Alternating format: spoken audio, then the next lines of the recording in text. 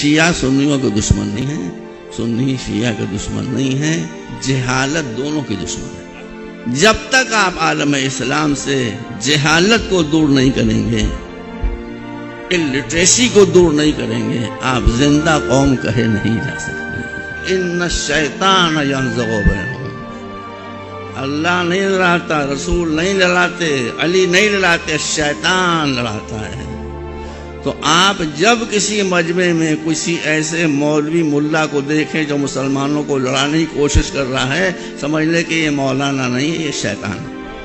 ہمارے یہاں شیعہ فرقے میں تقلید ہوتی ہے زندہ مجتہد کی۔ میں ابھی شعبان کے مہینے میں کربلا محلہ گیا تھا، 3 گھنٹے کے لیے میں گیا تھا نجف اشرف، جہاں ان کا قیام ہے آیت اللہ سستانی کا۔ میں نے ان سے کہلوایا کہ میں آیا ہوں، آپ کا دیدار کرنا چاہتا ہوں۔ وہاں ملنے والوں کا ہجوم ہوتا ہے، لیکن انہوں نے سب کو ہٹا کر فوراً مجھے بلا لیا اور مجھ سے پرائیویسی میں بات کی انہوں نے، اور مجھ سے کہا میں تمہارا مشن قرار دیتا ہوں، تمہارا مشن یہ ہے کہ شیعوں اور سنیوں کو آپس میں ملانے کے لیے کوئی کوشش چھوڑو نہیں۔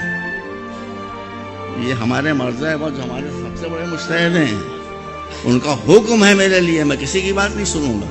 میں نے کہا کہ میں سنیوں کو تو پہلے ہی سے بھائی کہتا ہوں، کہ یہی تم چاہتے ہیں، تم ان کو بھائی نہ کہو۔ میں ڈر گیا، میں کہا پھر میں کیا کہوں، بھائی سے بڑا کون ہوتا ہے؟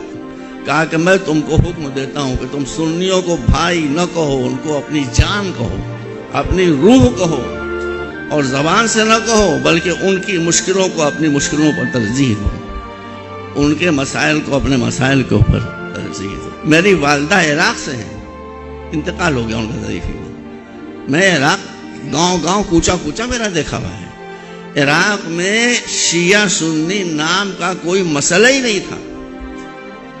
جس دن سے حضرت امریکہ تشریف لائے، شیطان آیا، لڑائی شروع ہو گئی۔ میں تو سنی حضرات سے بہت قریب ہوں، میں خوب جانتا ہوں سنی کیسے ہیں۔